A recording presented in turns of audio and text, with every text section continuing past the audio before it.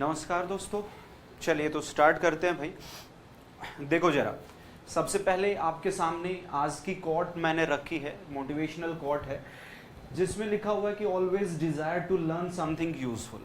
ठीक है, कहने का मतलब है कि हमेशा हमारी डिजायर होनी चाहिए, इच्छा होनी चाहिए कि हमें सीखते रहना चाहिए कुछ यूजफुल। ठीक है, कुछ उपयोगी जो चीज़ है वो हमें हमेशा सीखती रहनी चाहिए। चाहे आप किसी भी एग्ज़ाम की तैयारी कर रहे हो या फिर वैसे जो है फर्दर आप अपनी नॉलेज को अपडेट करने की आप ट्राई कर रहे हो, तो हमेशा सीखते रहना चाहिए। ठीक है, चेंजेस हमेशा लाइफ में होते रहने चाहिए।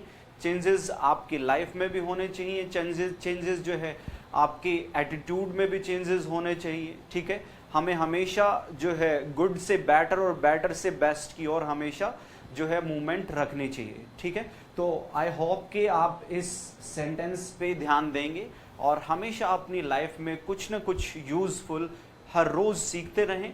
ठीक है, बेशक आपकी जो क्लासेस चल रही हैं उसमें मैं सिर्फ ये सेंटेंस जो है आप लोगों के लिए ही नहीं लेके आया हूँ, मैं खुद भी इस सेंटेंस को बेशक फॉलो करता हूँ और मैं कोशिश करता हूँ कि हर रोज़ अपने लाइफ में कुछ न कुछ चेंजेस मैं भी लेके आऊँ।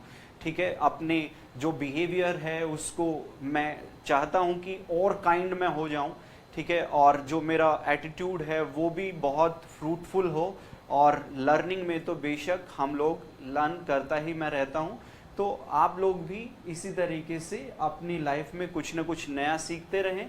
और जो चैप्टर आपका चल रहा है प्रेपोजिशन, आज की क्लास में प्रेपोजिशन का ये 4th लेक्चर रहेगा और आप देखोगे कि इस सेंटेंस को टोटली मैं वहाँ पे अप्लाई भी करूँगा। और जो स्टूडेंट मुझसे पहले प्रेपोजिशन पढ़ चुके हैं, हालांकि मैं यूट्यूब पे भी ये चैप्टर आप लोगों को ऑलरेडी पढ़ा चुका हूँ, ठीक है, लेकिन आप पाओगे कि जो चेंजेस, जिन चेंजेस की मैं बात कर रहा हूँ वो चेंजेस आपको इस क्लास में भी देखने को मिलेंगे। प्रेपोजिशन 2 महीने पहले ही मैंने अपने YouTube चैनल पे प्रेपोजिशन पढ़ाया था और अभी जो मैं प्रेपोजिशन आप लोगों को टीच कर रहा हूँ ये सेंटेंस टोटली वहाँ पे यूज होता हुआ आपको दिखेगा। ठीक है, तो चलिए स्टार्ट करते हैं। ओके,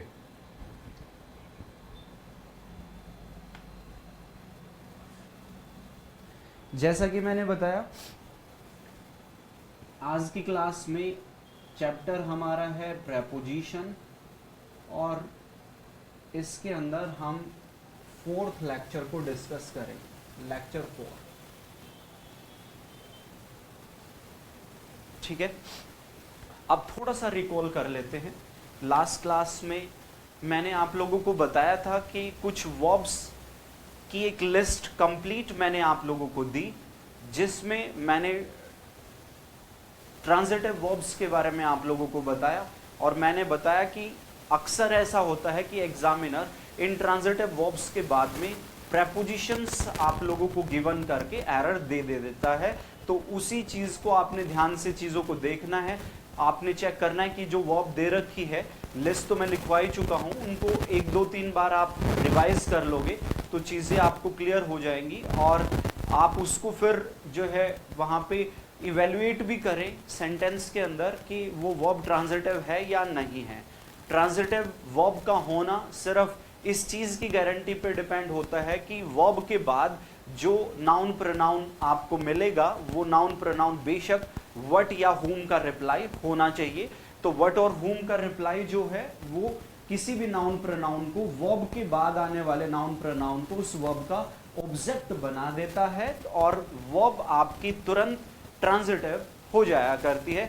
तो इसी तरीके से चलिए कुछ सेंटेंसेस और भी हम आगे डिस्कस करते हैं।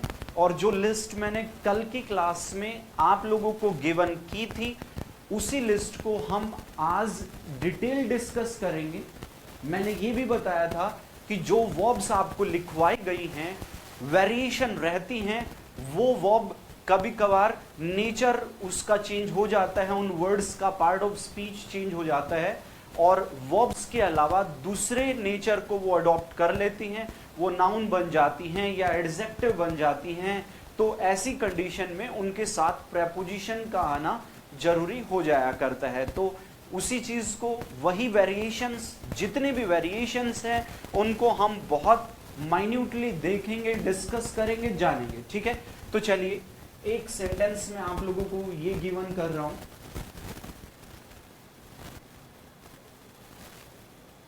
वी वर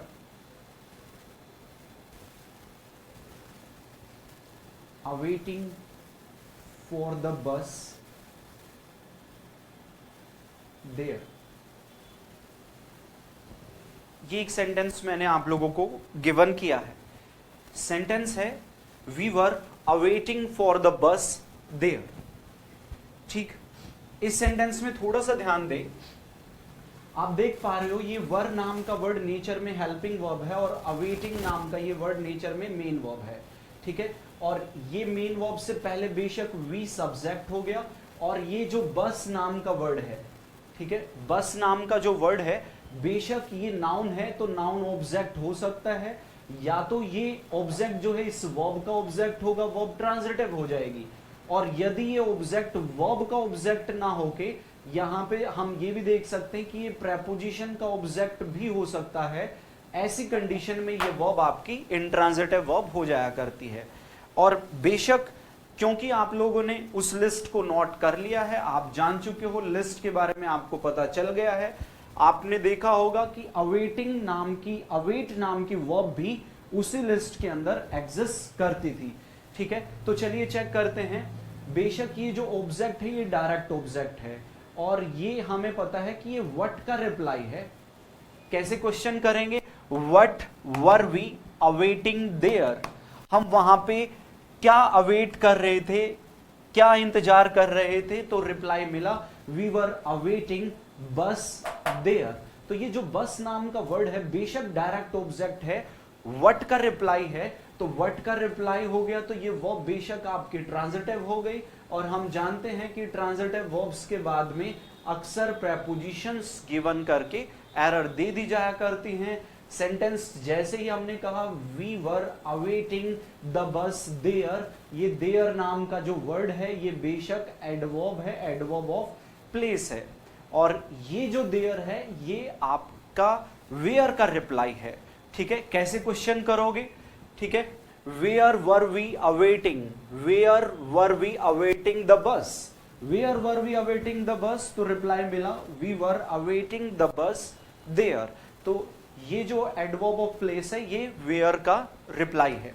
ओके, इसी सेंटेंस को मैं ऐसे भी लिख सकता हूं, यहां पे ऐसे भी बोला जा सकता है we were waiting for the bus there, we were waiting for the bus there.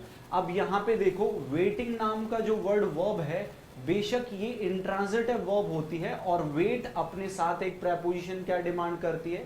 For की डिमांड करती है, क्योंकि यहाँ पे ये जो बस नाम का ऑब्जेक्ट है ना, बेशक ये वेटिंग का ऑब्जेक्ट नहीं हो सकता, क्योंकि वेटिंग इंट्रांजिटिव वर्ब है तो ये प्रेपोजिशन का ऑब्जेक्ट हो जाया करता है। ये आपका हेल्पिंग वर्ब है, ये सब्जेक्ट है, और आपको ध्यान होगा मैंने बताया था wait for, wait for is equal to क्या हुआ करता है? अवेट हुआ करता है। ठीक है, ये जो अवेट नाम की ट्रांजिटिव वर्ब है ये इंट्रांजिटिव वर्ब वेट और प्रेपोजिशन फॉर, इन दोनों के मिलने से क्या बनी है?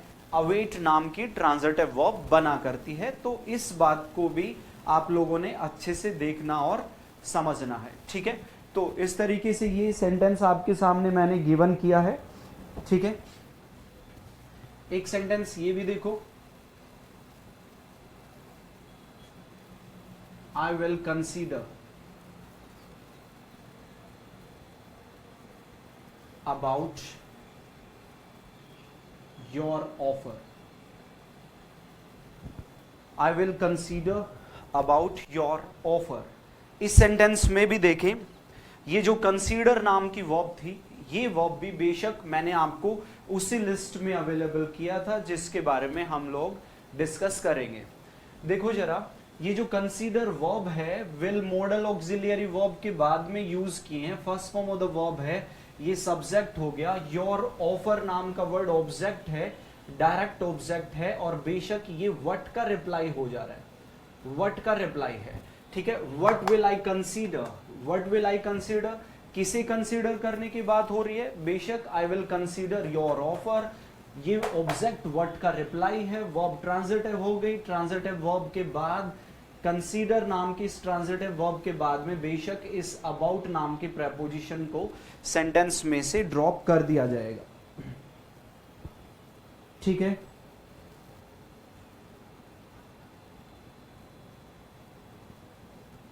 समझ में आ गया? ओके, नेक्स्ट सेंटेंस देखो,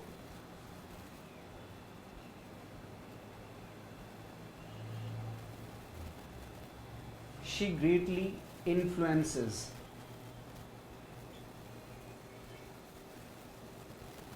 she greatly influences to the field of intersectional feminism,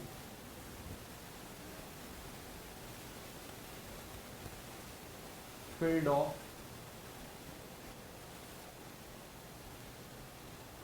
intersectional feminism. ये एक सेंटेंस मैंने आप लोगों को गिवन किया है, सेंटेंस है she greatly influences to the field of intersectional feminism. इस सेंटेंस को भी ध्यान से हम जो है देखेंगे। यहां पे जो वर्ब अप्लाई कर रखी है सेंटेंस के अंदर, वो वर्ब है कौन, इन्फ्लुएंस, ठीक है। इन्फ्लुएंस नाम का वर्ड ये वर्ब है, ग्रेटली नाम का ये वर्ड एडवर्ब है, ठीक है, एडवर्ब है, और एडवर्ब ऑफ जो है एक तरीके से डिग्री को ये रिप्रेजेंट कर रहा है, ठीक है। अब यहां पे देखो इन्फ्लुएंसेस वर्ब है और इसके बाद ये the field of intersectional feminism, बेशक ये फील्ड नाम का वर्ड नाउन प्रोनाउन है तो ये ऑब्जेक्ट हो गया और डायरेक्ट ऑब्जेक्ट हो गया, और जैसा कि आप देख पा रहे हो बेशक ये व्हाट का रिप्लाई है, ठीक है, व्हाट का रिप्लाई है। कैसे क्वेश्चन करेंगे, what does she greatly influence, ठीक है, शी किसको इन्फ्लुएंस करती है, तो रिप्लाई मिला she greatly influences the field of intersectional feminism.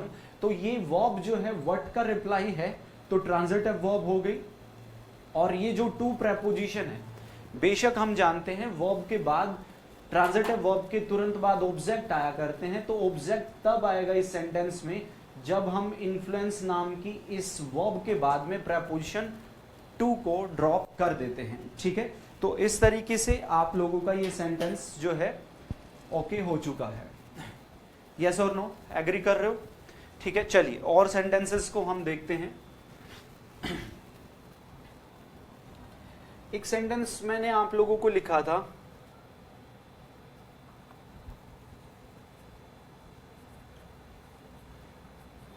this person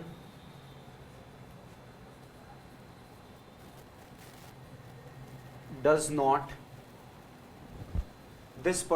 not lack of experience,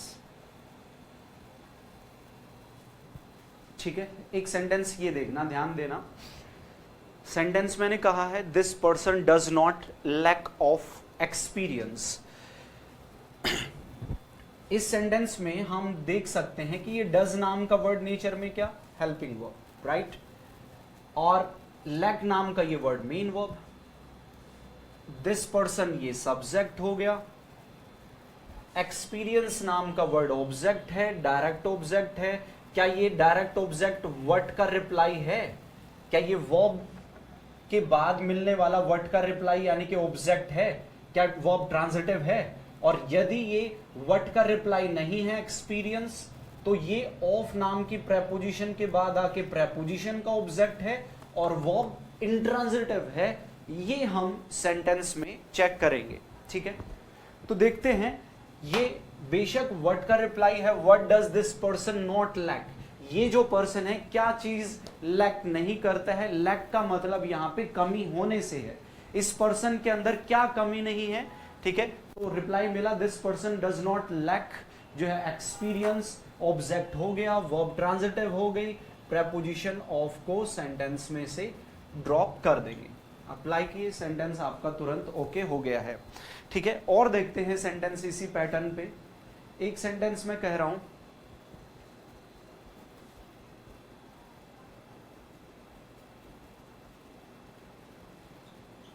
this person has the lack of experience.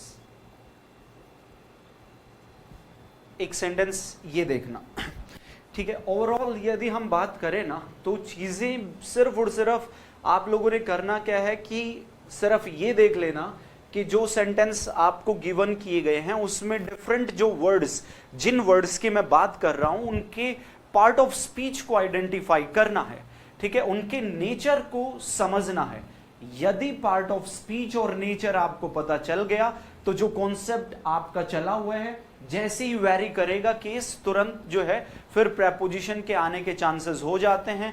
कौन सी प्रेपोजिशन आएगी वो एज पर रिक्वायरमेंट हम सीख और समझ रहे हैं, ठीक है। तो चलिए देखते हैं। ये जो दिस पर्सन नाम का वर्ड है, बेशक ये दिस पर्सन नाम का वर्ड सब्जेक्ट है, राइट। हैज नाम का ये वर्ड मेन वर्ब है, ये हैज मेन वर्ब है, सिंगुलर सब्जेक्ट है, सिंगुलर वर्ब। पोजेशन की वो बात कर रहा है। हैव जो बेस वर्ब होती है ना, हैव बेस वर्ब की सिंगुलर वर्ब है, सिंगुलर सब्जेक्ट है, हैज आ गया। पोजेशन की बात कर रहे हैं, किसके ऊपर पोजेशन शो किया गया है? लैक, लैक के ऊपर। अब देखो वर्ब के बाद ये लैक नाम का वर्ड ऑब्जेक्ट बन गया है, ठीक है। वर्ब के बाद में ये लैक नाम का वर्ड ऑब्जेक्ट हो गया, और ऑब्जेक्ट जो है वो नाउन हुआ करता है, ये नाउन हो गया, ऑब्जेक्ट हो गया, राइट। अब हमें पता है कि जो आर्टिकल आया करता है वो आर्टिकल भी किससे पहले ही आता है? नाउन के लिए आता है। तो ये लैक नाम के नाउन के लिए आर्टिकल द आया है, और एक नाउन ये है और एक नाउन एक्सपीरियंस नाम का वर्ड नाउन है, ठीक है। तो ये ऑफ प्रेपोजिशन जो है ना, ऑफ प्रेपोजिशन इस एक्सपीरियंस और लैक नाम के इन दो नाउन के बीच में आपसी रिलेशन को शो करने के लिए हमने ऑफ का यूज किया है, ठीक है। अब आप ये भी जानते होंगे कि जो प्रेपोजिशन ऑफ होती है, ऑफ प्रेपोजिशन ऑफ रिलेशन हुआ करती है। जब भी दो वर्ड्स के बीच में रिलेशन शो करना हो तो हमारे लिए जो प्रेपोजिशन है जिसको हम प्रेफर किया करते हैं रिलेशन शो करने के लिए, वो प्रेपोजिशन हमेशा ऑफ का हम यूज किया करते हैं, ठीक है। तो प्रेपोजिशन ऑफ का मैंने यूज कर लिया, अप्लाई किए, सेंटेंस आपका जैसे ही लैक नाम का वर्ड नाउन बन गया तो अब इसके साथ ऑफ आ जाएगा। जब लैक डज नाम की हेल्पिंग वर्ब के बाद मेन वर्ब बना हुआ था तो ट्रांजिटिव वर्ब थी, व्हाट का रिप्लाई है, ऑब्जेक्ट दे रखा है। ट्रांजिटिव वर्ब के बाद में प्रेपोजिशंस नहीं आया करती हैं, ये बात आप समझते हो, ठीक है। तो ये सेंटेंस आपका ओके हो गया है, ठीक है। अब ये भी जान लो, एक लैक नाम का वर्ड जो है वो वर्ब होता है जिसका मतलब है कमी होना, कमी होना, ठीक है। और एक लैक नाम का वर्ड नाउन होता है जिसका मतलब होता है कमी, स्कैरसिटी, कमी, ठीक है। तो यहां पे एक्सपीरियंस की कमी की बात वो कर रहा है, वो कह रहा है कि दिस पर्सन हैज, इस पर्सन के अंदर क्या है? एक्सपीरियंस की कमी है, ठीक है। और यहां पे वो जो पर्सन है वो लैक नहीं करता है, उसके अंदर कमी नहीं होती है। किसकी कमी नहीं होती है? एक्सपीरियंस की कमी नहीं होती है। ये वर्ड का रिप्लाई हो गया है, ठीक है। ऑब्जेक्ट हो गया, ट्रांजिटिव वर्ब होगी, प्रेपोजिशन ऑफ को हमने ड्रॉप कर दिया, ठीक है। और देखो इसी वर्ड पर बेस्ड ये सेंटेंस, सेंटेंस में कह रहा हूं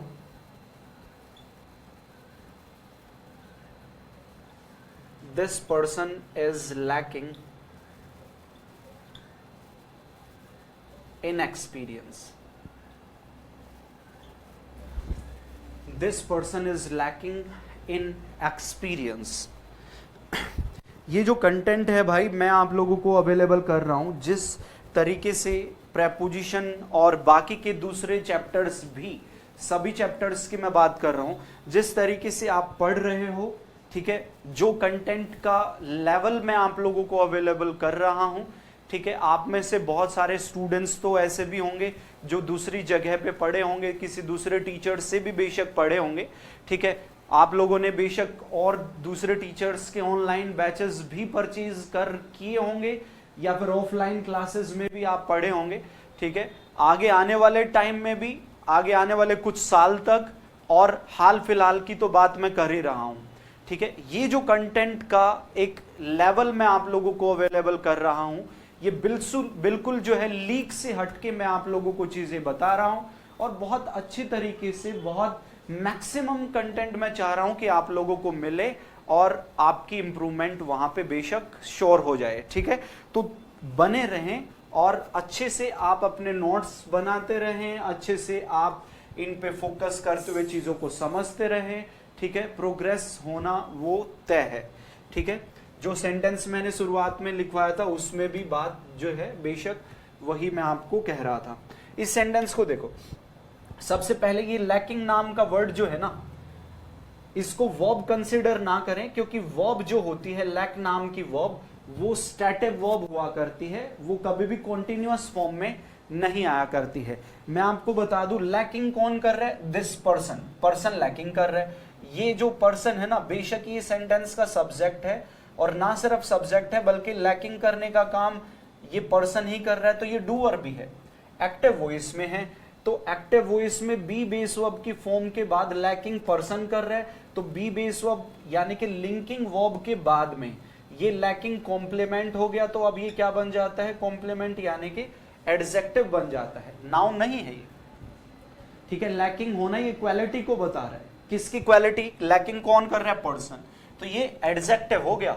और जान लें, जैसे ही लैकिंग एडजेक्टिव हो जाता है तो इसके साथ अब जो प्रेपोजिशन हम यूज करते हैं वो इन का यूज करते हैं नाउन से पहले, और ये इन प्रेपोजिशन एक्सपीरियंस नाम के नाउन से पहले आके उसको रिलेट कर रही है किसके साथ? बेशक लैकिंग नाम के एडजेक्टिव के साथ उसको रिलेट किया जा रहा है। तो ये सेंटेंस भी आपका ओके है। तो बेशक आपको इन सेंटेंसेस से सीखने को क्या मिला है कि मैटर करता है सेंटेंस में जो अप्लाई हम कर रहे हैं, जो वर्ड हम अप्लाई कर रहे हैं, जैसे लैक नाम के वर्ड की बात हो रही है, मैटर करता है उसका पार्ट ऑफ स्पीच। ठीक है, हम श्योर नहीं हो सकते कि कोई पर्टिकुलर वर्ड लैक जब भी मिल जाएगा तो ऑफ का यूज नहीं करेंगे या प्रेपोजिशन का यूज नहीं करेंगे, ऐसा हम श्योर नहीं हो सकते। वो किसी पर्टिकुलर कंडीशन में हो सकता है, लेकिन जैसे ही सिचुएशंस बदल जाएंगी, लैक नाम की वर्ब जैसे ही नाउन बन जाती है, ऑफ आ जाता है दो नाउन में रिलेशन शो करने के लिए, जैसे ही लैकिंग नाम का वर्ड एडजेक्टिव हो जाता है तो उसके साथ में एक प्रेपोजिशन इन का हम यूज किया करते हैं। ठीक है, तो ये बातें आपको समझ में आ रही होंगी। ठीक है, चलिए और आगे बढ़ेंगे।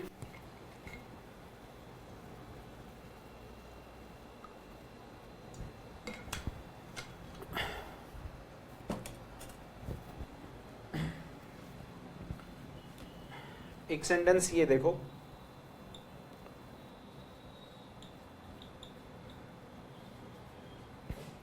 द हंटर शॉट, ये शूट की सेकंड फॉर्म है, शूट की सेकंड फॉर्म है ब्लैंक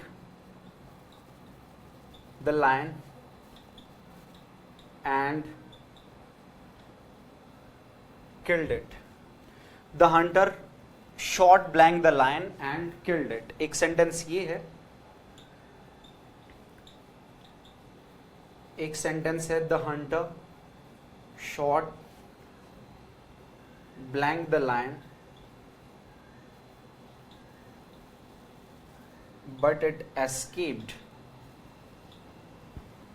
ये टू डिफरेंट सेंटेंसेस मैंने आप लोगों को गिवन किए हैं। ठीक है, ये भी दोनों सेंटेंस काफ़ी अच्छे हैं, काफ़ी अच्छा केस है, अक्सर देखा गया है एग्जाम के अंदर और आगे भी एक्सपेक्टेड रहेगा। लिटिल बिट कंफ्यूज एग्जामिनर यहाँ पे आप लोगों को कर सकता है। क्या केस है वो हम जानेंगे।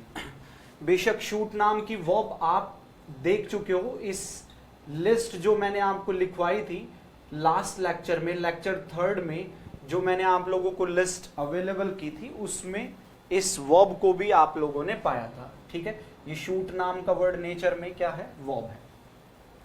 ठीक, अब देखो रीजन यहां पे केस क्या है वो थोड़ा सा समझना। कोई भी मान लो, कोई भी टारगेट है, जैसे ये टारगेट है आप लोगों का, और कोई भी हंटर है या फिर कोई भी पर्सन है इस टारगेट को शूट कर रहा है, ठीक है, टारगेट को शूट किया जा रहा है। तो टारगेट को जब भी शूट किया जाता है तो दो सिचुएशन, दो रिजल्ट आते हैं शूट करने के बाद, ठीक है। दो रिजल्ट क्या आते हैं, एक तो जो आपका टारगेट था उसी टारगेट पे शूट हो जाता है, जो आपका टारगेट था उस टारगेट पे शूट हो जाता है, और जैसे ही टारगेट पे अटैक हो गया तो इस टारगेट के साथ क्या होगा, बेशक या तो ये टारगेट किल्ड हो जाएगा, ठीक है, किल्ड हो जाएगा, क्योंकि आपने शूट किया तो किल्ड होने के चांसेस हैं, क्योंकि उस पे अटैक हो गया, टारगेट पे ही शूट हुआ है, या फिर इसी टारगेट पे अटैक हुआ और वो इंजर्ड हो जाता है। जरूरी नहीं है कि हर टाइम पे शूट जैसे ही टारगेट पे शूट हो गया तो किल्ड ही हुआ जाता है, जो है इंजर्ड भी हो जाया करते हैं। लेकिन दोनों ही कंडीशन में शूट नाम की वर्ब का इफेक्ट किस पे आता है, टारगेट के ऊपर आ जाता है, क्योंकि जब आप टारगेट को शूट करोगे, किल्ड हो गया या तो ये टारगेट या तो ये इंजर्ड हो गया, दोनों ही कंडीशन में शूट नाम की वर्ब का इफेक्ट किस पे आया, जो है टारगेट पे आ गया, यानी कि ऑब्जेक्ट पे उसका इफेक्ट आ जाता है, ठीक है। जिस हंटर ने शूट किया किसको, लायन को शूट किया, और उसका इफेक्ट देखो क्या आया, एंड किल्ड इट, और वो क्या हो गया, किल्ड हो गया। जैसे ही ये किल्ड हुआ ना, तो इसका मतलब ये हो गया कि शूट नाम की वर्ब का इफेक्ट किस पे आ रहा है, लायन नाम के ऑब्जेक्ट पे आ रहा है, इसका इफेक्ट इस पे पड़ रहा है। और क्योंकि लायन नाम के ऑब्जेक्ट के ऊपर शूट नाम की वर्ब जो अप्लाई की गई है हंटर के द्वारा, उसका इफेक्ट क्योंकि लायन पे पड़ रहा है, और ऑब्जेक्ट पे जब भी इफेक्ट आ जाता है तो ये वर्ब आपकी ट्रांजिटिव हो जाया करती है, ठीक है। और ट्रांजिटिव वर्ब के केस में हमें पता है शूट नाम की वर्ब के साथ ट्रांजिटिव वर्ब है तो कोई भी प्रेपोजिशन का यूज नहीं होगा, ठीक। तो पहली सिचुएशन क्या बनी, पहली एक सिचुएशन हो गई कि टारगेट के ऊपर उसका इफेक्ट आएगा, और इफेक्ट कब आता है, जब टारगेट या तो किल्ड हो जाता है या तो इंजर्ड हो जाता है।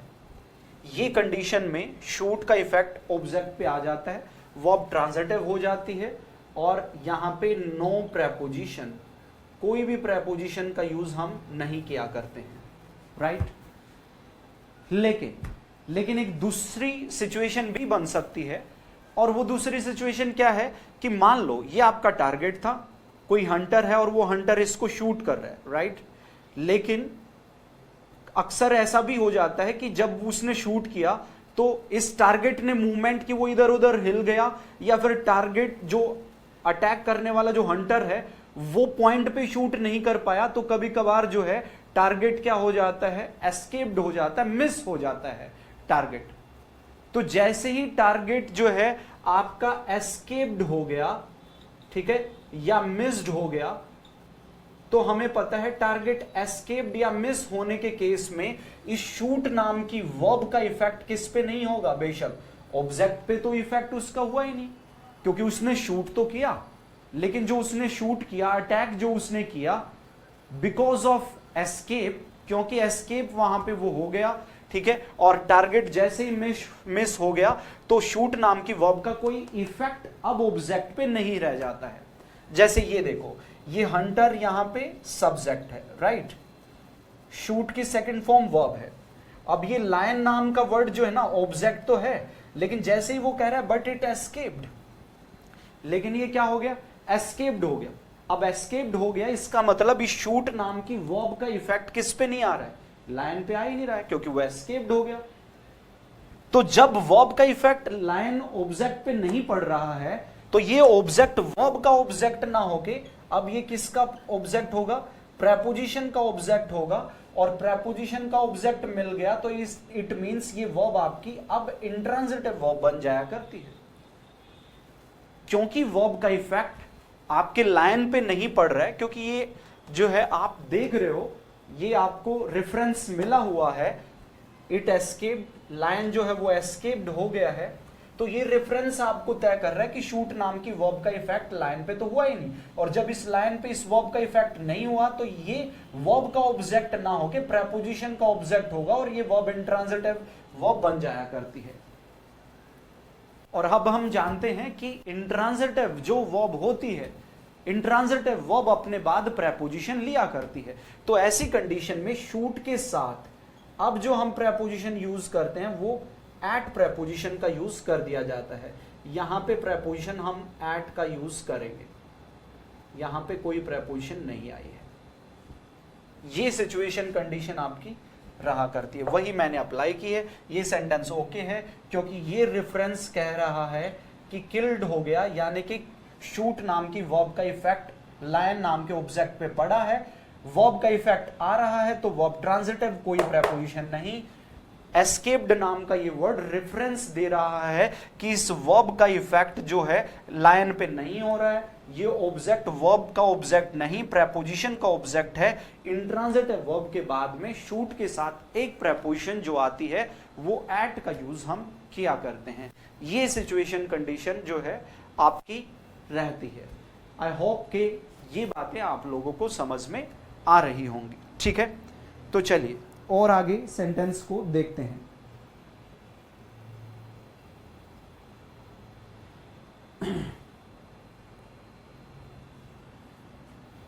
एक सेंटेंस में कह रहा हूं दिस क्वार्टर, ठीक है, दिस क्वार्टर यानी कि इस तिमाही में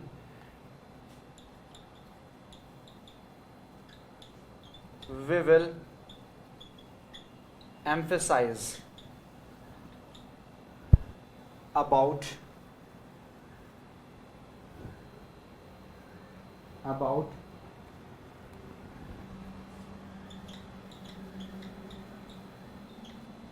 quality customer service। ये एक सेंटेंस मैंने आप लोगों को गिवन किया है। दिस क्वार्टर, इस तिमाही में, वी विल एम्फेसाइज, हम एम्फेसाइज करेंगे, स्ट्रेस डालेंगे, जोर डालेंगे किस पे?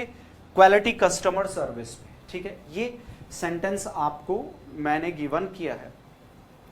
और देखो जरा इस सेंटेंस में हम देखें तो विल नाम का ये वर्ड हेल्पिंग वर्ब कह लो या मॉडल ऑक्सिलियरी वर्ब कह लो, इसके साथ ये मेन वर्ब जो है, मेन वर्ब की फर्स्ट फॉर्म है एम्फेसाइज, ठीक है, ये सब्जेक्ट हो गया, ठीक है।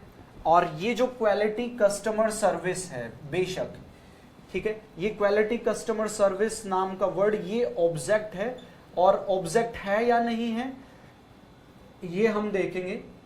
और क्योंकि डायरेक्ट ऑब्जेक्ट है, थिंग्स को बताने वाला ऑब्जेक्ट है, मैंने आपको बताया था कि जो ऑब्जेक्ट थिंग्स को डिनोट करता है, वस्तुओं को बताता है, नॉन लिविंग एंटिटीज को रिप्रेजेंट करता है, वो ऑब्जेक्ट हमेशा डायरेक्ट ऑब्जेक्ट हुआ करता है और ये व्हाट का रिप्लाई हुआ करता है, राइट।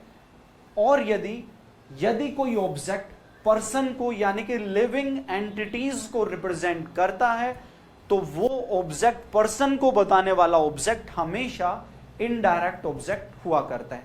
ये सिचुएशन कंडीशन आपके सामने रहा करती है। अब ये जो ऑब्जेक्ट है डायरेक्ट ऑब्जेक्ट, ये वर्ब का ऑब्जेक्ट है या प्रेपोजिशन का ऑब्जेक्ट है, we have to identify that thing, ठीक है।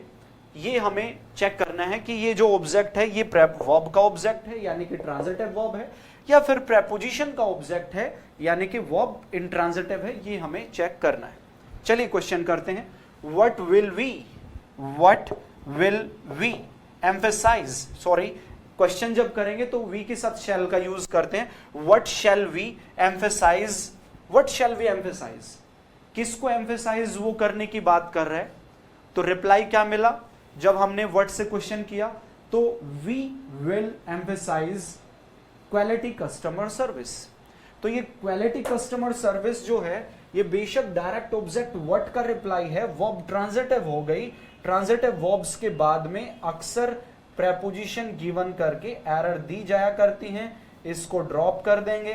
सेंटेंस होगा this quarter we will emphasise quality customer service. ऐसे बोलोगे तुरंत आप लोगों का सेंटेंस ओके हो जाना है,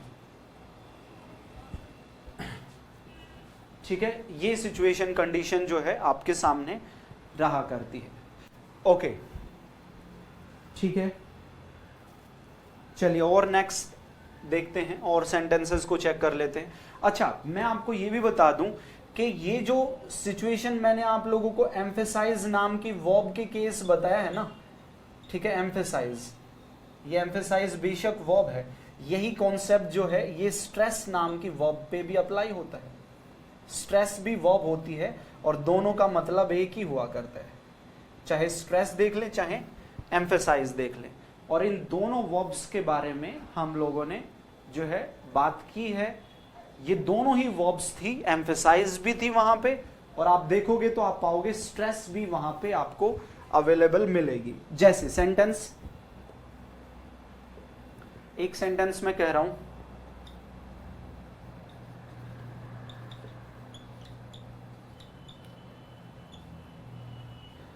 they did not stress,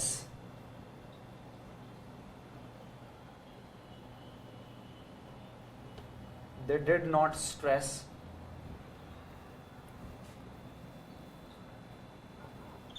blank the discipline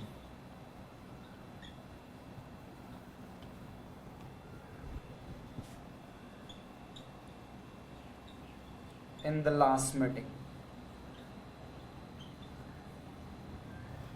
ठीक है, they did not stress blank the discipline in the last meeting। एक सेंटेंस में कह रहा हूं, they laid no stress blank the discipline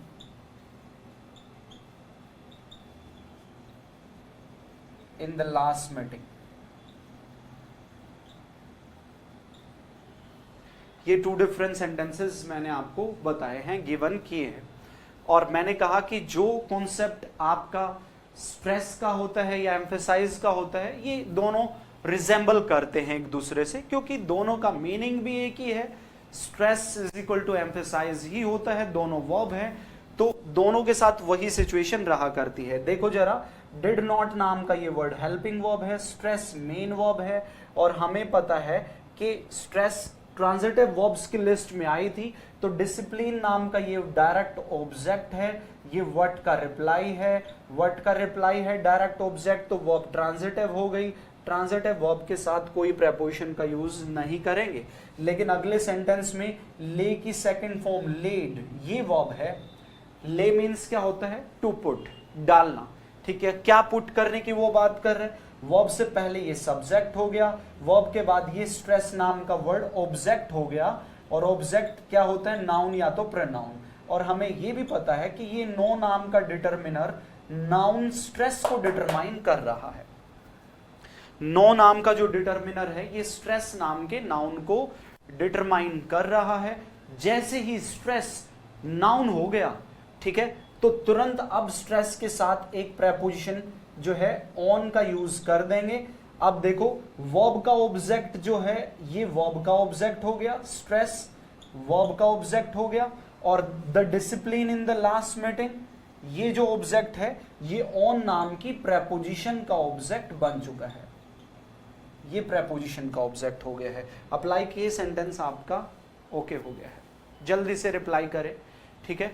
जो भी आपकी बातें बनती हैं, कुछ भी यदि आपको नहीं समझ में आता है तो आप अपनी जो भी बातें हैं, जो भी आपके डाउट्स हैं, वो कमेंट करते रहा करें, ताकि आप लोगों को साथ के साथ मैं रिप्लाई करता रहूं, ठीक है। तो कमेंट में आप अपनी क्वेरीज को डालते रहा करो, ठीक है, सीखते रहो, और इसी तरीके से हम आगे बढ़ते रहेंगे।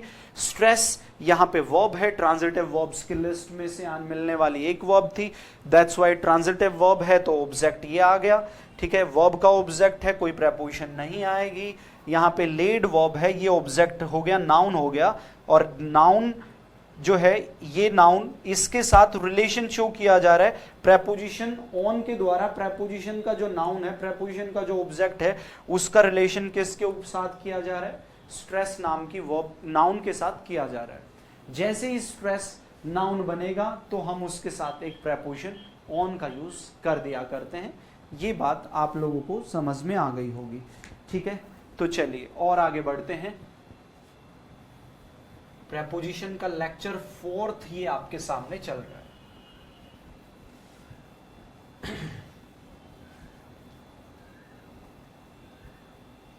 कंपेयर किया करो चीजों को। दूसरी जगह पे भी यदि आप देखते हो तो देखो, फिर वहां पे कंटेंट का कंपैरिजन करो, ठीक है, फिर कंक्लूजन पे आओ। आप पाओगे कि कंटेंट वाइज यदि आप देखोगे तो फिर जो है आपको जो है चीजें क्लियर हो जाएंगी। और बेशक मेरा मानना ऐसा है कि जो भी स्टूडेंट यहाँ पे जो है इन YouTube चैनल्स पे, जो एजुकेशनल जो चैनल्स हैं, जो प्लेटफॉर्म हैं, उस पे बेशक वो कंटेंट के लिए भी आता है, जो अच्छी क्वालिटी जो कंटेंट होता है उसी के लिए वो आता है, ठीक है। ये तो कोई बेशक जो है एंटरटेनमेंट का तो कोई प्लेटफॉर्म नहीं है, आई होप, ठीक है। तो जब एंटरटेनमेंट के और सारे बहुत सारे प्लेटफॉर्म हैं, तो यहाँ पे आप लोगों के लिए जरूरी चीज बन जाती है कि आपके एग्जाम ओरिएंटेड चीजें कहाँ पे आपको मिल रही हैं, ठीक है। और आपको ये होना चाहिए कि किस तरीके से या फिर कौन से प्लेटफॉर्म पे बेहतर से बेहतर कंटेंट मिले, जिससे कि आने वाले टाइम में आपकी जॉब के लिए जो है श्योरिटी हो जाए, ठीक है। 2-2 3-3 साल तक छोटे छोटे एग्जाम में जो है एसएससी, डिफेंस या फिर बैंकिंग के लिए उलझे रहना, मुझे नहीं लगता ये कोई समझदारी की बात हुआ करती है। यदि सही डायरेक्शन मिल जाए, सही कंटेंट मिल जाए, सही गाइडलाइंस मिल जाए, तो चीजें विद इन ईयर कंप्लीट हो जाया करती हैं। तो आप लोगों का मेन फोकस यही होना चाहिए, ठीक है। आप लोग भी अपनी आने वाली जनरेशन से शायद ऐसा ही एक्सपेक्ट करोगे कि आप एफर्ट्स लगाओ, मेहनत करो और जल्दी से आउटपुट वहां पे आए, ठीक है। हर पेरेंट्स चाहते हैं कि उनके जो बच्चे हैं वो क्विक आउटपुट जो है वहां पे लेके आए। उनका ये प्यार ही है कि आपको 2-2 3-3 साल से कंपटीशन में भी 2-2 3-3 साल से वो आपको पढ़ा रहे हैं, वो आपको खर्चे दे रहे हैं, और आपकी कोई आउटपुट, कोई रिजल्ट ना आने के बावजूद भी वो आपसे लगे हुए हैं। ये सिर्फ उनका लव ही है जो आपसे कोई भी रिजल्ट ना आने के बाद भी आपसे होप लगाए हुए है। लेकिन कहीं ना कहीं इनर उनकी यही वॉइस होती है कि आप जल्दी से कोई जॉब ले और बात बने, ठीक है। तो कुछ तो यहाँ पे सिचुएशन ही, कभी कोई प्रॉब्लम चलती रहती है, कभी जॉब्स की वैकेंसीज ही नहीं है, कभी वैकेंसी है तो वो क्लियर ही नहीं हो पा रही है। ये तो होता ही है, ठीक है। इसमें तो आपका बेशक कोई फॉल्ट भी नहीं है, लेकिन मेरा मानना ऐसा है कि जो आपके पेरेंट्स चाह रहे हैं आपसे, और वो बेशक आपके भलाई के लिए भी चाह रहे हैं, तो उसके लिए उसको डेडिकेट होके आप उसके लिए काम करें और आउटपुट भी लेके आए।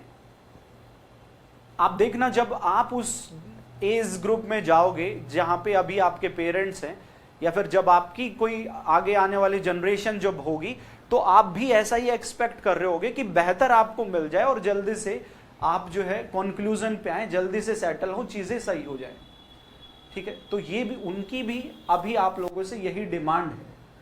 तो और बहुत प्लेटफॉर्म है, ठीक है। तो मैं तो ये कहता हूं कि अपने आने वाले जनरेशन को क्या दोगे?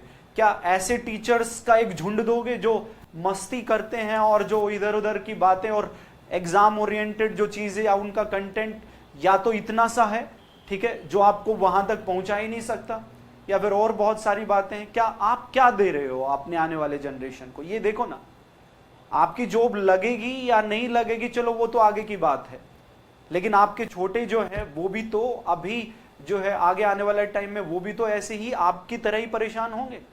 ये सब कुछ आपके ऊपर डिपेंड करता है, मुझ पे डिपेंड करता है मैं आगे आने वाले टाइम में मैं कैसा समाज, कैसी सोसाइटी में जनरेट करता हूं। यदि मैं थोड़ा बहुत जो है एक तरीके से बहुत अच्छे तरीके से चीजों को देखता हूं, समझता हूं, और मुझे पता है कि यदि मैं चेंजेस नहीं लाऊंगा, अच्छे को मैं प्रेफर नहीं करूंगा, तो ये जो कबाड़ हो रखा है ये आगे आने वाले तुम्हारे जो छोटे हैं उनको भी हर्ट करेंगी ये बातें, ठीक है। तो जब भी किसी प्लेटफॉर्म पे जाओ तो फोकस्ड रहो, ठीक है। यहां पे आप लोग बिल्कुल नहीं चाहते कि बहुत लंबे टाइम तक पढ़ना, थोड़ी चाहते हो, परेशान है। इवन मेरे को तो पता है 60-70% स्टूडेंट्स तो भरे बैठे हैं, वो तो इस वेट में है कि कब कोई छोटी मोटी जॉब लग जाए और जो है पढ़ने पढ़ाने से छुटकारा मिले उन लोगों को। लेकिन आपका रास्ता गलत है, वो रास्ता उस छुटकारे को दिलाएगा ही नहीं। तो इसलिए मैं कहता हूं और मेरा जो टारगेट है, मैं जो इस तरीके से टीच कर रहा हूं, उसके पीछे रीजन ये है कि एक तो ये सब्जेक्ट से मेरा लगाव ही इतना ही है, ठीक है, ये मेरा प्रोफेशन है, एक्सीडेंटल टीचर नहीं हूं मैं, ठीक है, एक्सीडेंटली नहीं बन गया कि पहले जॉब लेने आया था, जॉब मिली नहीं तो गलती से जो है टीचर बन गए, अब जिंदा रहने के लिए कुछ तो करना पड़ेगा, ऐसा बिल्कुल नहीं है।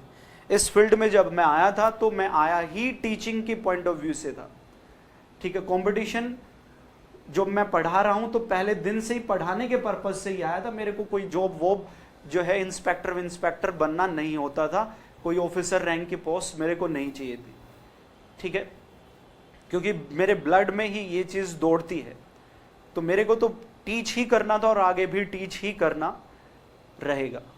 एक्सीडेंटल तो बिल्कुल नहीं है भाई कि जॉब नहीं मिली तो चलो ये सही, कुछ ठीक ठाक सीख गए तो चलो इसलिए पढ़ा लेते, ऐसा बिल्कुल भी नहीं है, ठीक है। तो मैं तो इसी चीज के लिए, जैसे होता है ना एक डेस्टिनी होते है, हर एक इंसान जो है वो किसी न किसी पर्पज के लिए वो आता है इस दुनिया में, बाद में पता चलता है कि उसका पर्पज क्या था, ठीक है, लेकिन शायद मुझे पता चल चुका है कि यही मेरा पर्पज था और यही मैं काम कर रहा हूं और आगे भी मैं करता रहूंगा। तो मैं तो उन टीचर्स के लिए एक मैसेज लेके आया हूं कि जो आप लोग जो है थोड़ा सा पढ़ाते हो या फिर और दूसरी बातें जो बकवास की होती हैं, ताकि उनको एक मैसेज मिले और एक मार्केट में ऐसे जाए कि कंटेंट क्वालिटी मैटर करती है, आज नहीं तो वो कल चलेगी। आज कंटेंट की यदि जो है उसकी इंपॉर्टेंस नहीं है तो आने वाला समय, आने वाला टाइम उसको इंपॉर्टेंस देगा, देना पड़ेगा उसको, ठीक है। तो मैं तो उन लोगों के लिए एक मैसेज लेके आ रहा हूं कि तुम अपने स्टूडेंट्स के साथ मस्ती करना बंद कर दो, ठीक है, तुम कंटेंट के नाम पे, तुम कंपटीशन के नाम पे उनके साथ जो है ये धोखेबाजी करना जो है ये बंद कर दो। तो मेरा तो मेन मैसेज उन्हीं के लिए है, ठीक है ना। तो आप लोग भी पढ़ते रहो, बनते रहो, ठीक है। चलो देखो, खैर आगे सेंटेंस को देखते हैं भाई, और सेंटेंसेस चेक करते हैं।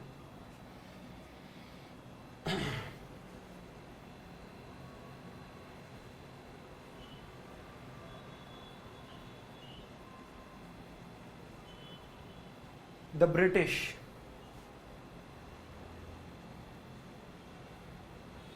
arrived at India in 1600 AD. The British arrived at India in 1600 AD. इस सेंटेंस को देखो जरा,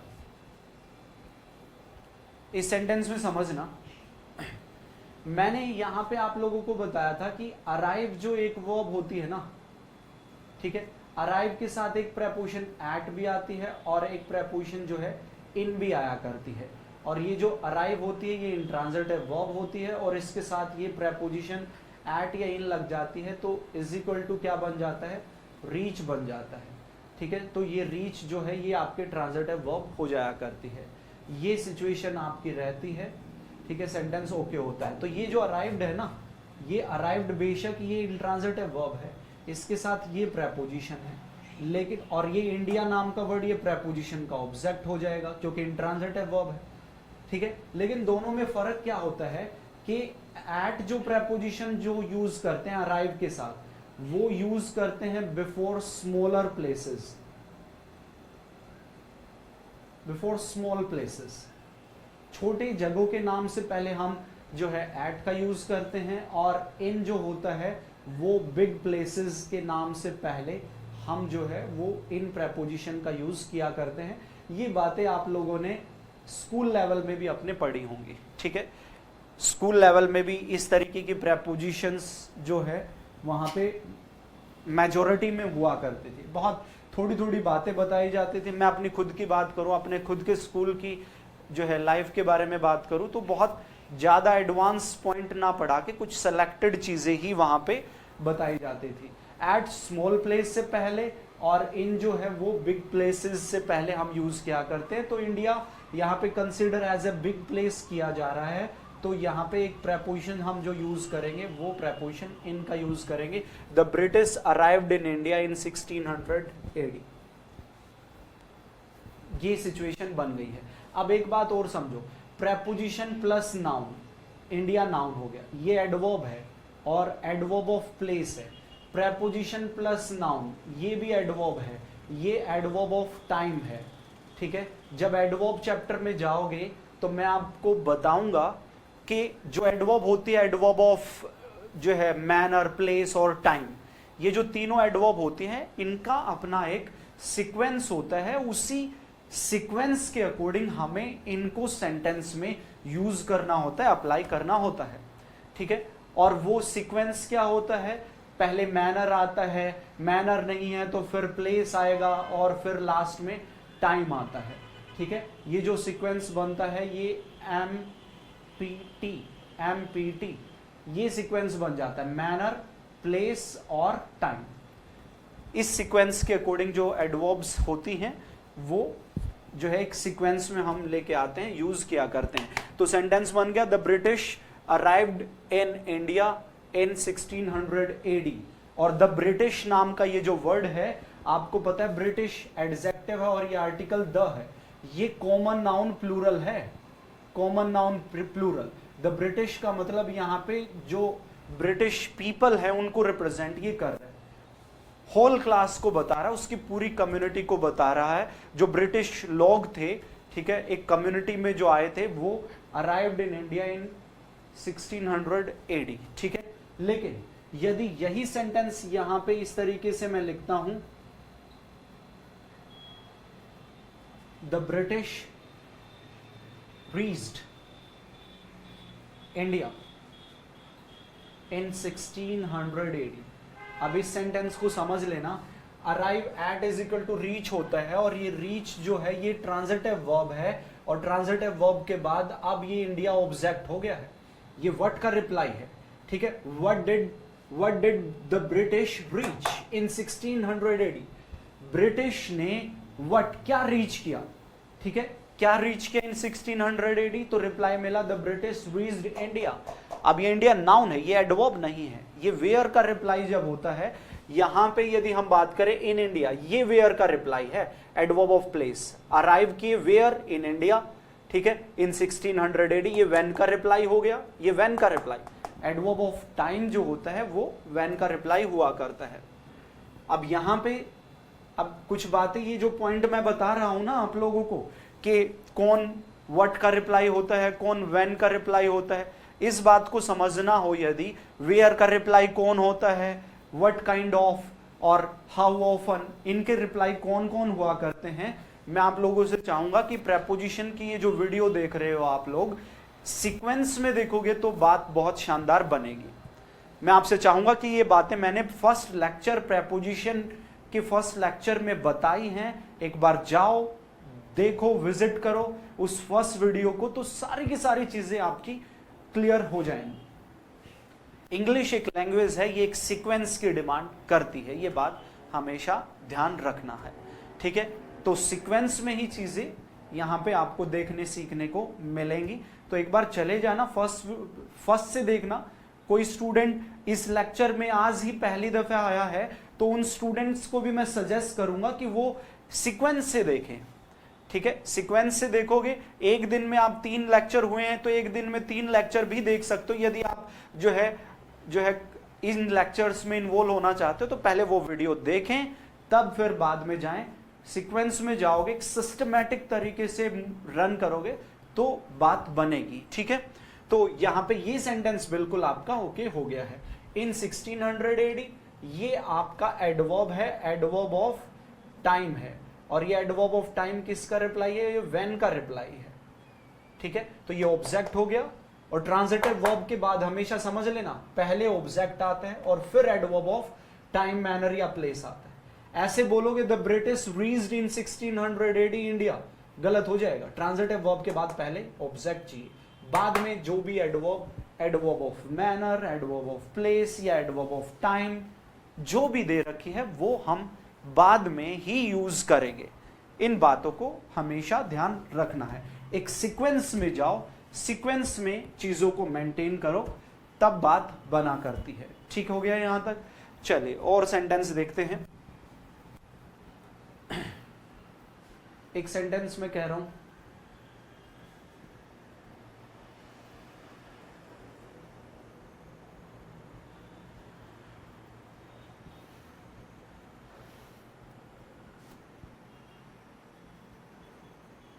I met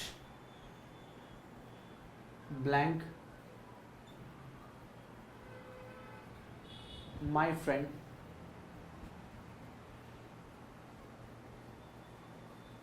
in the market. I met blank my friend in the market.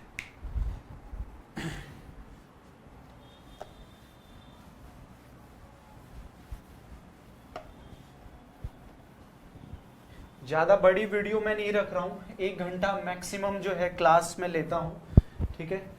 थोड़ा सा ये भी मैंने ऑब्जर्व किया है बीते दिनों में कि बहुत ज़्यादा बड़ी क्लास से भी स्टूडेंट्स जो है वो परेशान ही हो जाते हैं, और 1 घंटे से ज़्यादा बड़ी वीडियो ना रखी जाए। तो यही कोशिश रहती है कि 1 घंटा मैक्सिमम, और कॉन्सेप्ट कंप्लीट ना हुआ हो तो 2, 4, 5, 10 मिनट ज़्यादा हो जाए। अदरवाइज कोशिश मैं यही रखूँगा कि 1 घंटे की वीडियो में ही आपको जितना बताया जा सकता वो मैं बताऊँ, ठीक है। एक सेंटेंस में कह रहा हूं, I met blank an accident in the market, ठीक। और एक सेंटेंस में कह रहा हूं, I met blank my friend, एक और फिर से मैंने ऐसे ही लिखा है, ठीक है, मार्केट, ठीक है। ये 2 टाइम्स मैंने लिखा है सेंटेंस। केस क्या है वो हम समझेंगे यहाँ पे, ठीक है। गलती से नहीं लिखा गया है ये, मैंने यहाँ पे केस को हम समझेंगे उसके अकॉर्डिंग ही मैंने ये सब लिखा है। ये वर्ब है मीट, मीट, मीट नाम का वर्ड वर्ब है, ठीक है। अब हमें पता है मीट नाम की वर्ब, मीट मीन्स होता है मिलना, ठीक है। मीट मीन्स होता है मिलना। अब मिलने के जो तरीके होते हैं ना, ठीक है, कभी भी किसी भी पर्सन से आप मिलते हैं तो 2 मेथड से मिलने की एक्टिविटी की जा सकती है। 2 मेथड कौन कौन से होते हैं? एक मेथड होता है प्लान्ड मीटिंग होती है, प्लान्ड मीटिंग होती है, प्लानिंग होती है सब कुछ, ठीक है। मिलने से पहले फोन कॉल की जाती है या फिर मैसेज किया जाता है, इन्फॉर्म किया जाता है कि लेट्स जो है मीट इन द मार्केट, कि चलिए मार्केट में मिलते हैं, या लेट्स मीट समवेयर, कहीं पे भी जो है एट द रेलवे स्टेशन और वेर एवर, ठीक है, कहीं ना कहीं मिलने की बात की जाती है। तो प्लान्ड मीटिंग हुआ करती है, प्लान्ड, ठीक है।